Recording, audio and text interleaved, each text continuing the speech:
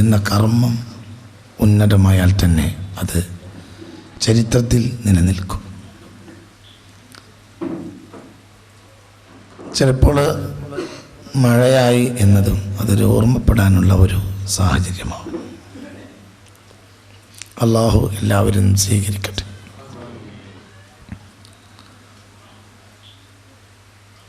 പിന്നെ മറ്റൊരു കാര്യം, നമ്മൾ ഒരു കാര്യത്തിനും അമിതമായ ഒരു പ്രതീക്ഷയോ ആവേശമോ ഉണ്ടാകരുത്. ഒന്നും നമ്മുടെ നിയന്ത്രണത്തിലല്ല, ഒക്കെ നിയന്ത്രിക്കുന്ന ആൾ വേറെയാണ്. പിന്നെ സംഭവിച്ച കാര്യത്തിൽ എന്താണെങ്കിലും നമ്മൾ സന്തോഷിക്കുകയും വേണം. വയസ്സന്മാർ അനാദരിക്കാതിരിക്കുക എന്നത് തന്നെ ഒരു ആദരവായ ഒരു കാലഘട്ടത്തിലാണ് നമ്മൾ ഇന്ന് ജീവിക്കുന്നത്. ഇന്നൊരു വയസ്സിനെ ഒരാൾ അനാദരിക്കുന്നില്ല എന്നതാണ് അടിസ്ഥാന ആദരവ്. കാരണം ഈ അടുത്ത ദിവസം നിങ്ങൾ പത്രത്തിൽ വായിച്ചിട്ടുണ്ടാവും, നെടുമ്പാശ്ശേരി എയർപോർട്ടിൽ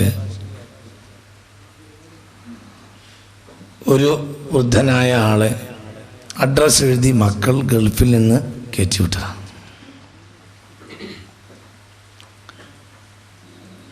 ഈ അടുത്ത ദിവസം, ഈ കഴിഞ്ഞ ആഴ്ചയാണ്.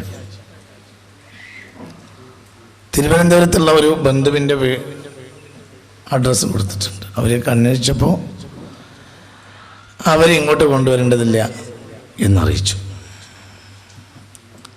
പരസ്പര വിരുദ്ധമായ അഭിപ്രായങ്ങളൊക്കെ ഈ വൃദ്ധൻ പറഞ്ഞപ്പോൾ ഫ്ലൈറ്റിന് വന്നിറങ്ങിയതാണ്. കുടുംബം മക്കൾ കയറ്റിവിട്ടതാണ്. അവസാനം വൃദ്ധന്മാർക്കുള്ള ഒരു സംരക്ഷണ കേന്ദ്രത്തിലാക്കി പോലീസ് തൽക്കാലം രക്ഷപ്പെടേണ്ടി വന്നു. അതാണ് നമ്മുടെ പുതിയ ലോകം. മനുഷ്യൻ എപ്പോഴും ഇന്ന് ഭൗതികമായ അവൻ്റെ നേട്ടത്തിൻ്റെ പിന്നാലെയാണ്. അപ്പോൾ ഒരു 40-45 വർഷം പള്ളിയിൽ ബാങ്ക് കൊടുത്ത ആൾ എന്ന് പറഞ്ഞാൽ അതൊരു വലിയ കാര്യമാണ്. ഞാനും ബഹുമാനപ്പെട്ട മൊയ്ൻകുട്ടി മാഷും ശുക്കൂർ മാഷൊക്കെ കൂടിയിരുന്ന് ഈ കൊല്ലം റമളാനിൽ ഈ പാവപ്പെട്ട പള്ളിമുക്കന്മാർക്ക് വേണ്ടി എന്തെങ്കിലും ഒന്ന് ചെയ്യണമല്ലോ എന്ന് ആലോചിച്ച് 40 വർഷത്തിന് കൂടുതൽ ഒരു മഹല്ലിൽ ബാങ്ക് കൊടുത്ത ആളുകൾക്ക് വേണ്ടി ഒരു ആദരവ് കോഴിക്കോട് ടൗൺ ഹാളിൽ ഏർപ്പെടുത്തുകയുണ്ടായി. അത് വളരെ കൗതുകകരമായി. 10,000 രൂപ വീതം ഓരോരുത്തർക്കും നമ്മുടെ വകയായി കൊടുക്കാനും തീരുമാനിച്ചു. പല ഗുണകാംക്ഷികളും അതിനെ സഹായിച്ചു, അത് കൊടുത്തു. വലിയ ഒരു കാര്യം എന്തെന്നാൽ 10,000 രൂപ ഒന്നിച്ച് കയ്യിൽ പിടിച്ചത് ജീവിതത്തിൽ ആദ്യമാണ് എന്ന് കൂടി ആ വേദി പങ്കിട്ട ചില ആളുകൾ പറഞ്ഞു. പണത്തിന് വിലയില്ലാത്തൊരു കാലത്ത് പോലും സമൂഹത്തിൽ നമ്മുടെ നേരെ, നമ്മുടെ കൂട്ടത്തിൽ, നമ്മുടെ പരിസരത്ത്, നമ്മുടെ കൂടെയുള്ള ചില സാന്നിധ്യങ്ങളിൽ ചില ആളുകൾ ഒന്നിനും കഴിയാത്തവരായി സമൂഹത്തിൻ്റെ അഗണ്യ കോടിയിലുണ്ട് എന്ന കാര്യം നാം ഓരോരുത്തരും ചിന്തിക്കേണ്ടതാണ്. 45 കൊല്ലം അള്ളാഹുവിൻ്റെ പള്ളിയിൽ ബാങ്ക് കൊടുക്കുക എന്ന് പറഞ്ഞാൽ അത് വല്ലാത്ത ഒരു കാര്യമാണ്. ഈ പ്രപഞ്ചത്തിൻ്റെ സത്യം വിളിച്ചു പറയുകയാണ്, അല്ലാഹു അക്ബർ, അള്ളാഹുവാണ് വലിയവൻ. ആ വാക്കിൻ്റെ ഒരു പ്രത്യേകത, ആ വാക്ക് ചരിത്രത്തിൽ ആദ്യം പറഞ്ഞത് 4000 കൊല്ലം മുമ്പ് സയ്യിദന ഇബ്രാഹിമാണ്. ഭൂമിയിൽ ഈ വചനം കൊണ്ടുവന്നത് ഇബ്രാഹിമാണ്. അതുകൊണ്ടാണ് ഈ സമയത്തെ ദിക്റുകളിൽ മുഴുവനും അല്ലാഹു അക്ബർ മുഴക്കിയത്. അതുകൊണ്ടാണ് നിസ്കാരത്തിൽ മുഹമ്മദ് നബി കഴിഞ്ഞാൽ അനുസ്മരിക്കപ്പെടുന്ന രണ്ടാമത്തെ ആൾ സയ്യിദന ഇബ്രാഹിം അലൈഹിസ്സലാം.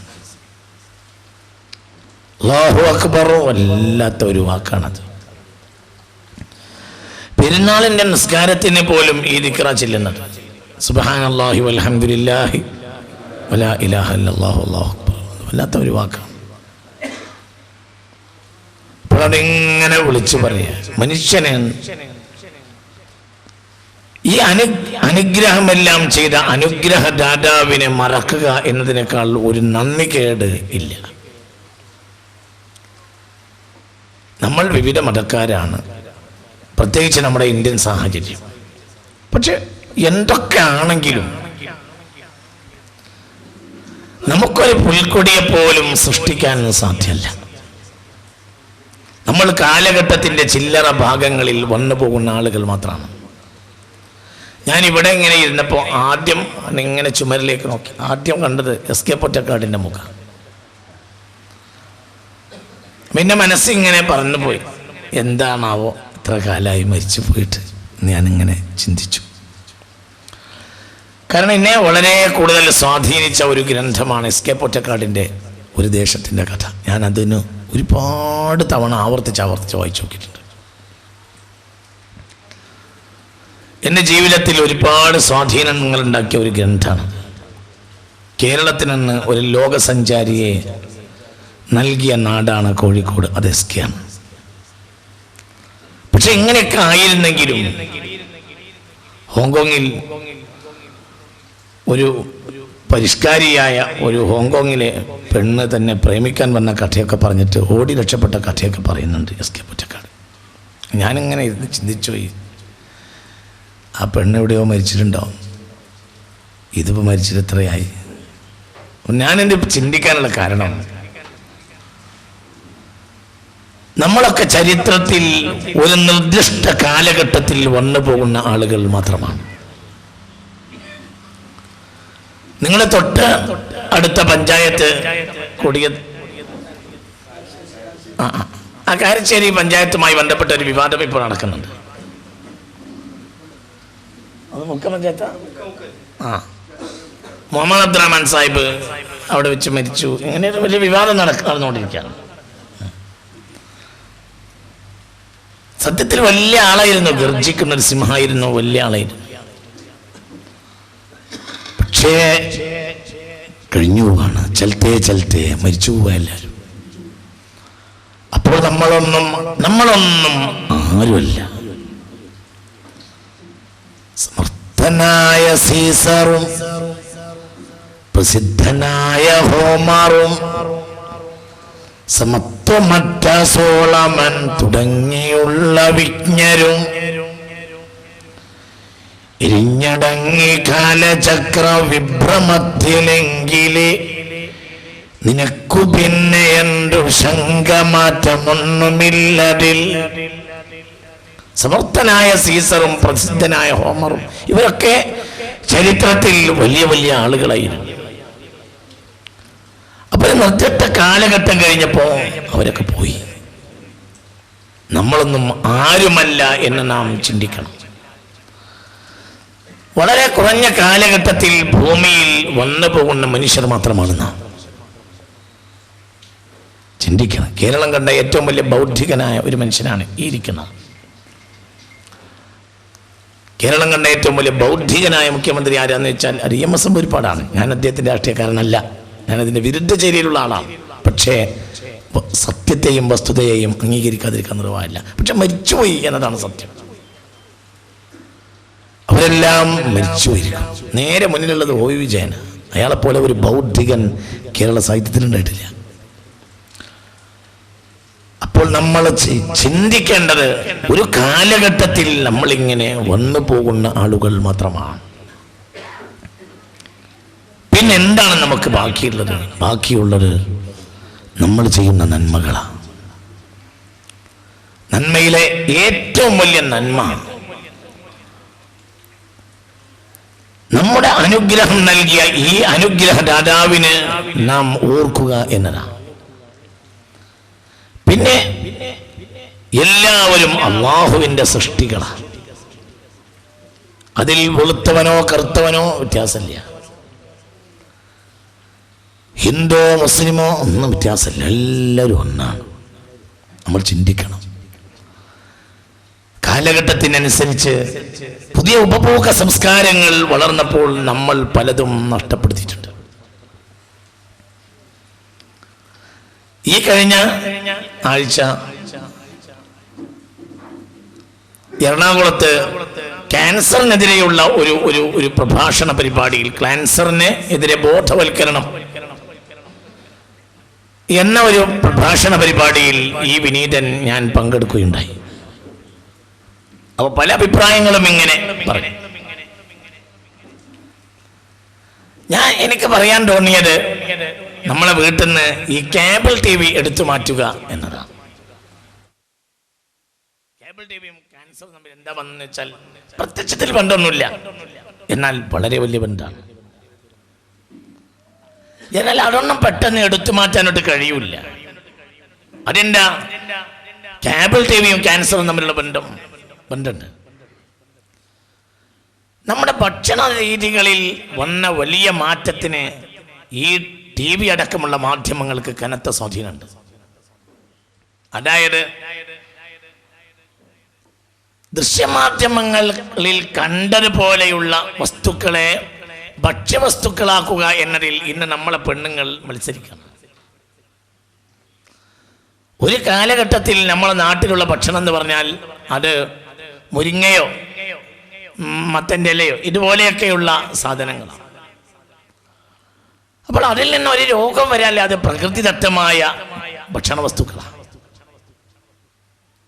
എന്നാൽ ഉപഭോഗ സംസ്കാരം നമ്മുടെ മേൽ നമ്മൾ അറിയാതെ തന്നെ അടിച്ചേൽപ്പിക്കപ്പെട്ടു. ഫലമെന്തുണ്ടായി? വലിയ രോഗത്തിന് ഇന്ന് നമ്മൾ അടിമപ്പെട്ടുകൊണ്ടിരിക്കും. നമ്മൾ അറിഞ്ഞോ അറിയാതെയോ അതിൻ്റെയൊക്കെ പിന്നിൽ ആയിത്തീർന്നിരിക്കുകയാണ്. അതൊരു ദിവസം കൊണ്ട് നമുക്കൊരിക്കലും ഇനി മാറ്റിയെടുക്കാൻ സാധ്യമല്ല. എന്നതുപോലെ പല വിഷയങ്ങളും സൗഹൃദവും സ്നേഹവും ഒക്കെ വലിയ കാര്യമായി ഉണ്ടായിരുന്നു. അതൊക്കെ കാലാന്തരത്തിൽ നമ്മുടെ കയ്യിൽ നിന്ന് ഇല്ലാതെയായിക്കൊണ്ടിരിക്കുകയാണ്. അള്ളാഹുവിന്റെ അടിമകൾ എല്ലാവരും ഒന്നാണ്. വിശുദ്ധ ഖുർആനിൽ ഏറ്റവും കൂടുതൽ ആവർത്തിച്ച വചനം ബിസ്മില്ലാഹിർ റഹ്മാനിർ റഹീം. കരുണ്യവാനും കരുണാനിധിയും കരുണയുടെ കേദാരവുമായ അള്ളാഹുവിന്റെ നാമത്തിൽ. അപ്പോൾ അള്ളാഹുവിന്റെ അഡ്രസ് കരുണയാണ്. ഇവിടെ നമ്മുടെ ഒരു സൗഹൃദ പ്രതിനിധി വന്നു. അതൊരു കരുണയുടെ ഭാഗമാണ്, അതൊരു സ്നേഹമാണ്. അള്ളാഹു സ്നേഹം നിലനിർത്തി തരട്ടെ. ഇന്ന് മനുഷ്യൻ മതം വിദ്വേഷത്തിന് വേണ്ടി ഉപയോഗപ്പെടുത്തുന്നു. മതമെന്നാൽ ഭീകരവാദമാണെന്ന് വ്യാഖ്യാനിക്കപ്പെടുന്നു. പുതിയ ചെറുപ്പക്കാർ അസ്പൃശ്യതയിലേക്കും പരസ്പരമുള്ള ശത്രുതയിലേക്കും മതത്തെയും മതവ്യാഖ്യാനങ്ങളെയും കൊണ്ടുപോകും. ഈ മതം ഇന്ന് രാവിലെ ഇവിടെ ഇറങ്ങിയതാണോ എന്ന് തോന്നിപ്പോകും ഇന്നത്തെ പുത്തൻ വ്യാഖ്യാനങ്ങളും രീതികളും കണ്ടാൽ. സ്നേഹം മനുഷ്യൻ മറന്നുപോയിരിക്കുന്നു. കരുണ സമൂഹത്തിൽ ഇല്ലാതെയാകുന്നു. സത്യത്തിൽ കരുണയാണ് മതം. ബിസ്മില്ലാഹിർ റഹ്മാനിർ റഹീം. 114 അധ്യായമാണ്. ഈ 114 അധ്യായത്തിന്റെയും ആമുഖം ബിസ്മില്ലാഹിർ റഹ്മാനിർ റഹീം. ഒരധ്യായത്തിന്റെ തുടക്കത്തിലില്ല, പക്ഷേ മറ്റൊരധ്യായത്തിന്റെ മധ്യത്തിൽ വീണ്ടുമുണ്ട്. അപ്പോൾ 114 അധ്യായവും 114 ബിസ്മി. ലോകത്ത് ഇങ്ങനൊരു ഗ്രന്ഥം ഉണ്ടാവില്ല. അപ്പോൾ ഒരാൾക്ക് അള്ളാഹുവിനെ വേണോ? എന്ത് ചെയ്യണം? ഒരാൾക്ക് അള്ളാഹിനെ വേണമെങ്കിൽ എന്ത് ചെയ്യണം? കരുണ വേണം. കരുണ ഉണ്ടാവണമെങ്കിൽ മനുഷ്യനെ അറിയണം. കരുണയുണ്ടാവണമെങ്കിൽ മനുഷ്യനെ സ്നേഹിക്കണം. കരുണയുണ്ടാവണമെങ്കിൽ മനുഷ്യൻ അതിർത്തികളെ വെട്ടിമാറ്റണം. അതന്നെയാ കരുണ നിലനിൽക്കും. കരുണ നിലനിൽക്കും. വമാ അർസൽനാക ഇല്ലാ റഹ്മതൻ ലിൽ ആലമീൻ. ചീഞ്ഞളിഞ്ഞ ഒട്ടകത്തിന്റെ കുടൽമാല പുണ്യപ്രവാചകന്റെ കഴുത്തിൽ ചാർത്തിയവരായിരുന്നു മക്കക്കാർ. 8ാമത്തെ കൊല്ലം മക്കയിലേക്ക് മടങ്ങി വരികയാ പുണ്യ റസൂൽ. നിങ്ങൾ ചിന്തിക്കുക, ചരിത്രത്തിലെ ഏറ്റവും വലിയ ഒരു പലായനാണ്, ഒരു വരവാണത്. മക്കയിൽ വന്നു. മക്കയിലുള്ള ആളുകളെ പുണ്യനബിയുടെ ചുറ്റും കൂടി. സ്വല്ലല്ലാഹു അലൈഹി വസല്ലം, മാലാ തൻതളിറൂന മിന്നീ, നിങ്ങൾ എന്നിൽ നിന്ന് എന്ത് പ്രതീക്ഷിക്കുന്നു എന്ന് ചോദിച്ചു. അപ്പോൾ പറഞ്ഞു, അൻത അഖുൻ കരീം വബിനു അഖിൻ കരീം, അങ്ങ് മാന്യനായ സഹോദരനും മാന്യനായ സഹോദരപുത്രനുമാണ്, ഞങ്ങൾ മാന്യന പ്രതീക്ഷിക്കുന്നു. അപ്പോൾ പറഞ്ഞു, ഇദ്ഹബൂ ഫഅൻതും തുലഖാ, എല്ലാവരും പോയിക്കോളൂ, നിങ്ങളെയൊന്നും ഞാൻ ഇസ്ലാമിലേക്ക് നിർബന്ധിക്കുന്നില്ല, നിങ്ങളെ ഞാൻ മോചിപ്പിച്ചിരിക്കുന്നു.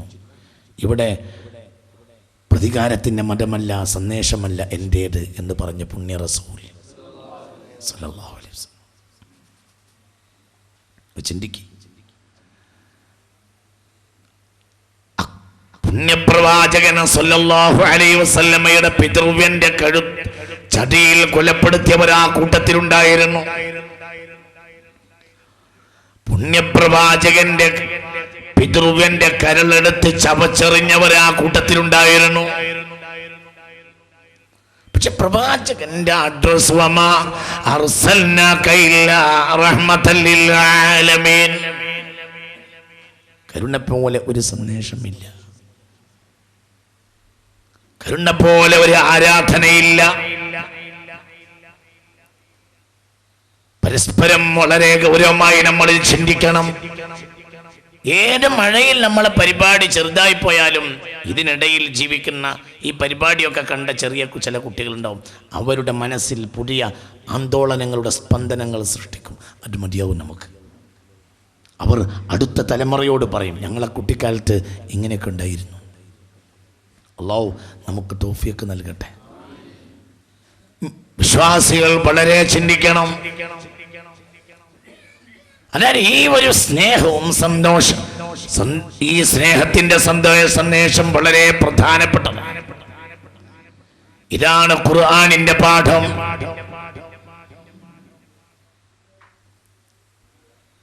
ഒരു പൂച്ചയെ കെട്ടിയിട്ടതിന്റെ പേരിൽ ആരാധന ചെയ്യുന്ന ഒരു പെണ്ണിനെ കുറിച്ച് പുണ്യ റസൂൽ പറഞ്ഞു. വലിയ ആരാധനയുള്ള ഒരു പെണ്ണായിരുന്നു.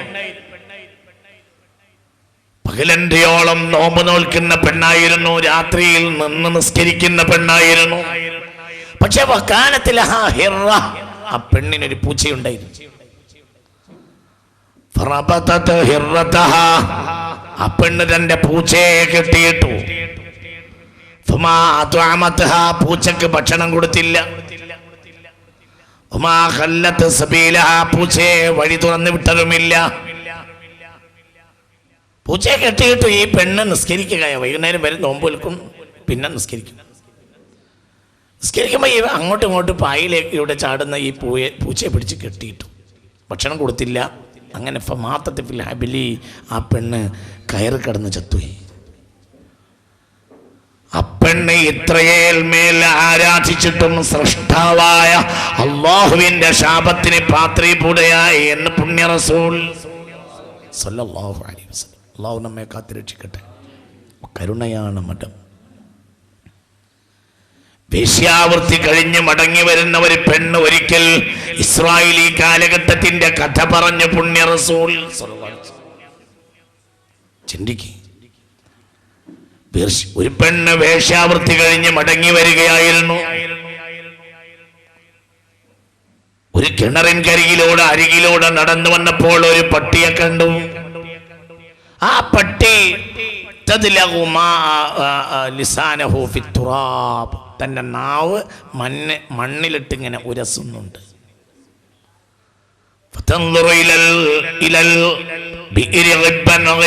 ഇടയ്ക്കിടെ ഈ കിണറ്റിലേക്ക് ഇങ്ങനെ പാളി നോക്കുന്നുമുണ്ട്. ആ പട്ടിക്ക് ദാഹമുണ്ട് എന്ന് ഈ പെണ്ണ് മനസ്സിലാക്കി. പക്ഷേ അതിന് വെള്ളം കൊടുക്കാനുള്ളൊരു ബക്കറ്റോ കയറോ ഒന്നും ഈ പെണ്ണിന് കിട്ടിയില്ല. അവസാനം പെണ്ണ് എന്ത് ചെയ്തു? പെണ്ണ് തന്റെ തന്റെ ഷൂ അഴിച്ചു, തന്റെ വസ്ത്രവും അഴിച്ചു. എന്നിട്ട് ആ വസ്ത്രത്തിനെ കയറാക്കുകയും ആ ഷൂവിനെ ബക്കറ്റാവുകയും ചെയ്തിട്ട് ഫാറുവത്ത് പലതവണയായി വെള്ളമെടുത്ത് ആ സാധുജീവിയുടെ ദാഹം തീർത്തു. ഈ പെണ്ണ് സ്വർഗത്തിൽ കിടന്നു എന്ന് പുണ്യ റസൂൽ. ഇവിടെ നമ്മൾ വളരെ ഗൗരവമായി ചിന്തിക്കണം. ഇസ്ലാം പഠിപ്പിച്ച സന്ദേശം ഈ കാരുണ്യത്തിന്റെ സന്ദേശമാണ്. അവിടെ നിന്ന് പുറകോട്ട് പോയാൽ നമ്മൾ തകർന്നു പോകും. അള്ളാഹു നമ്മളെ കാത്തുരക്ഷിക്കട്ടെ. നമ്മുടെ ഭാരതത്തിന്റെ സംസ്കാരം എന്ന് പറഞ്ഞാൽ അത് വല്ലാത്തൊരു സംസ്കാരമാണ്. എല്ലാവരും പുണ്യപ്രവാചകൻ സല്ലല്ലാഹു അലൈഹി വസല്ലമയുടെ സ്വഹാബികൾ ഇവിടെ വന്നു. 10ഓളം പള്ളികളാണ് കേരളത്തിൽ പ്രവാചകന്റെ നേരിട്ട് ശിഷ്യന്മാരുണ്ടാക്കിയത്. 10ഓളം പള്ളികളാണ്. ആ പള്ളികൾക്ക് മുഴുവനും സ്ഥലം വെറുതെ നൽകിയത് ഈ രാജ്യത്തെ ഹിന്ദുക്കളായിരുന്നു. ഇത് ചരിത്ര സത്യമാണ്. ഇന്ത്യയിലെ ആദ്യത്തെ പള്ളി എന്ന പേരിൽ അറിയപ്പെടുന്ന ചേരമാൻ മസ്ജിദാണ് കൊടുങ്ങല്ലൂര്. ഇന്ത്യയിലെ ആദ്യത്തെ പള്ളി ചേരമാൻ മസ്ജിദാണ്. The first mosque in India എന്ന് അതിൻ്റെ ചുമരിൽ രേഖപ്പെടുത്തിയിട്ടുണ്ട്. അത് ഹിന്ദുക്കൾ മുസ്ലിമീങ്ങൾക്ക് ദാനമായി നൽകിയത്. കോഴിക്കോട്ട് പാറപ്പള്ളിയിൽ ഒരുപാട് സ്വഹാബികൾ മരിച്ചു കിടക്കുന്ന ശ്മശാനവും പള്ളിയുണ്ട്. അത് ഹിന്ദുക്കൾ മുസ്ലിമീങ്ങൾക്ക് ദാനമായി അക്കാലഘട്ടത്തിൽ 1400 കൊല്ലങ്ങൾക്ക് മുമ്പ് ദാനമായി നൽകിയ. ഞാനത് നീട്ടി പറയുന്നില്ല.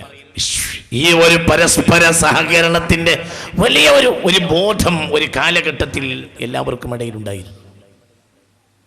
അതാണ് നമ്മുടെ ഈ ചരിത്രത്തെയും സംസ്കാരത്തെയും എല്ലാം അതിൻ്റെ ഭംഗിയിലും വൃത്തിയിലും നിലനിർത്തിയത് എന്ന യാഥാർത്ഥ്യം നാം ഓരോരുത്തരും ചിന്തിക്കണം.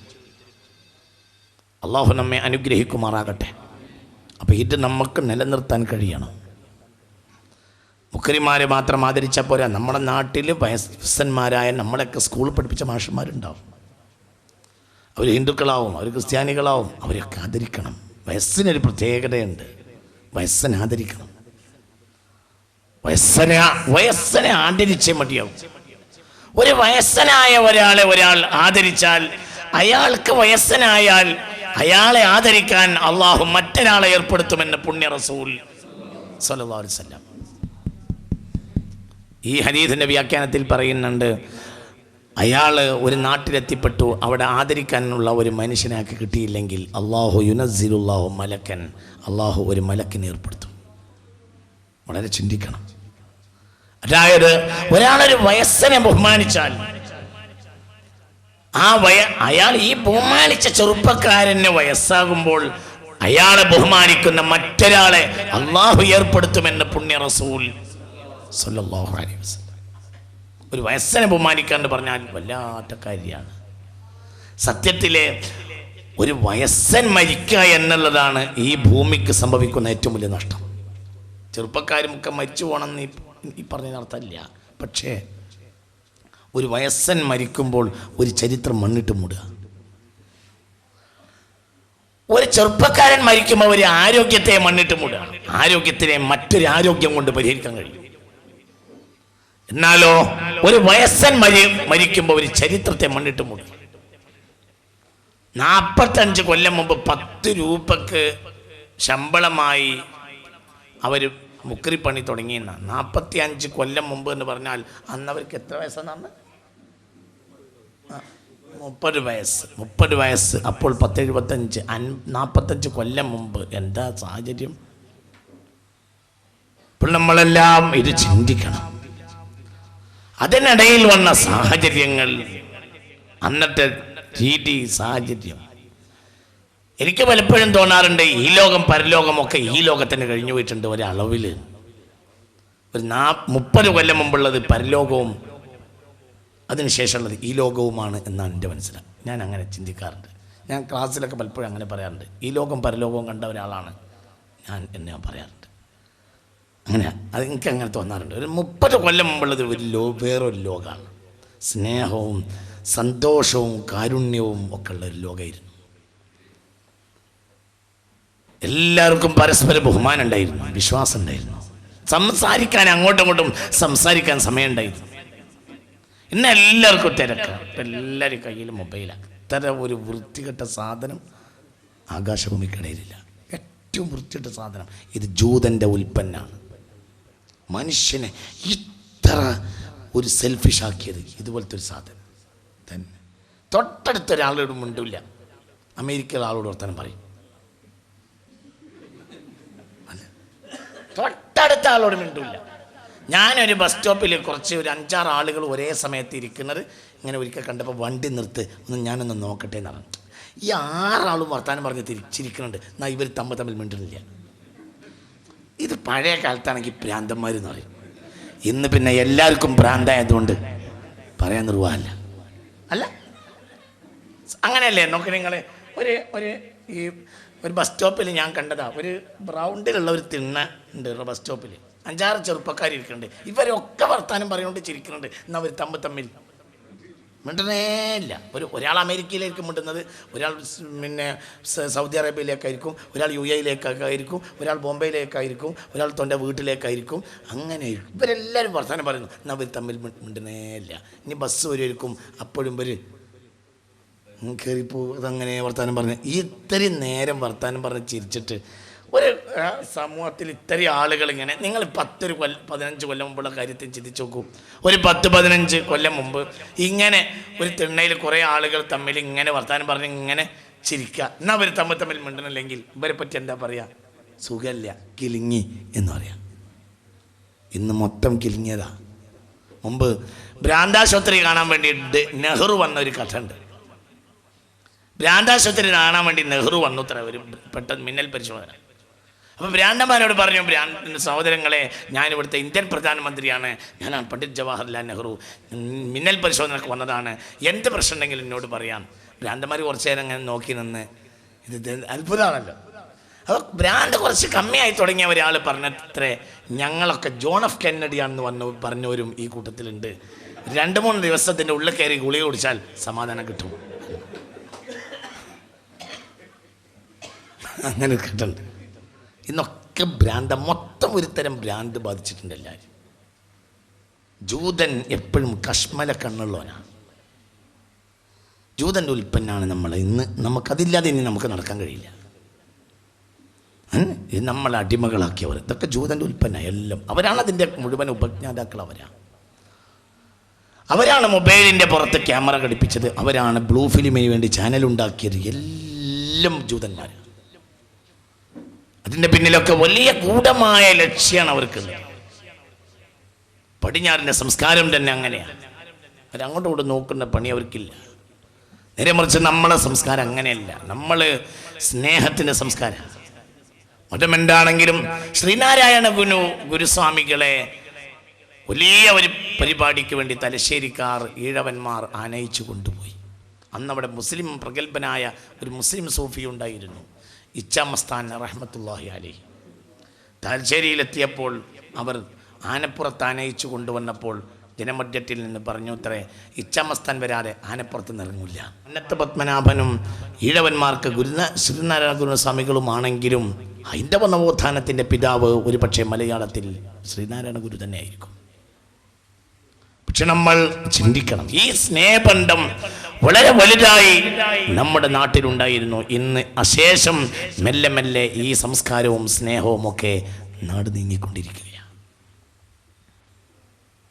അതോടുകൂടെ അതിൻ്റെ വഴിയിലെല്ലാം പുണ്യ റസൂൽ സ്വല്ലല്ലാഹു അലൈഹി വസല്ലം പറഞ്ഞു, അന്ത്യനാളിൽ 4 കാര്യങ്ങൾ ഉണ്ടായാൽ അന്ത്യനാൾ വരും എന്ന് പുണ്യ റസൂൽ. ഇദാ റുഫിഅത്തിൽ ബറകത്തു മിനൽ അർള്, സമൃദ്ധി ഭൂമിയിൽ നിന്ന് എടുത്തു പോകും. സമൃദ്ധി ഉണ്ടാവില്ല, ബർക്കത്ത് ഉണ്ടാവില്ല. കഴിക്കുന്ന ഭക്ഷണവും കുടിക്കുന്ന വെള്ളത്തിലും വിശ്വാസമില്ലാതിരിക്കലാണ് ഏറ്റവും വലിയ ബറക്കത്ത്. നഷ്ടം അള്ളാഹു നമ്മളെ കാക്കട്ടെ. സത്യമല്ലേ? സത്യമല്ലേ? നിങ്ങൾ ചിന്തിക്കും, ഒരു ഹോട്ടലിൽ പോയിട്ട് നിങ്ങൾ ഭക്ഷണം കഴിക്കാനിരിക്കുകയാണെങ്കിലും വെള്ളം, കുപ്പിവെള്ളം തന്നെ വാങ്ങും. എന്തുകൊണ്ട്? ഹോട്ടലിൽ നിന്ന് വെള്ളം കുടിച്ച അനവധി ആളുകൾക്ക് എലിപ്പനി ഉണ്ടായി. അള്ളാഹു നമ്മെ കാത്തുരക്ഷിക്കട്ടെ. ചിന്തിക്കും. ഇഷ്ടംപോലെ മഴ പെയ്യുന്ന നാടിൻ്റെ സാഹചര്യം, 97% കേരളത്തിലെ ജലസംഭരണികളിലെ ജലസമൃദ്ധമായ ജലത്തിൽ 97% അഴുക്കാണ് എന്നാണ് ജല അതോറിറ്റിയുടെ ഏറ്റവും അവസാനത്തെ വെളിപ്പെടുത്തൽ. കഴിക്കുന്ന ഭക്ഷണത്തിലും കുടിക്കുന്ന വെള്ളത്തിലും മനുഷ്യന് വിശ്വാസമില്ലാതെയാവും.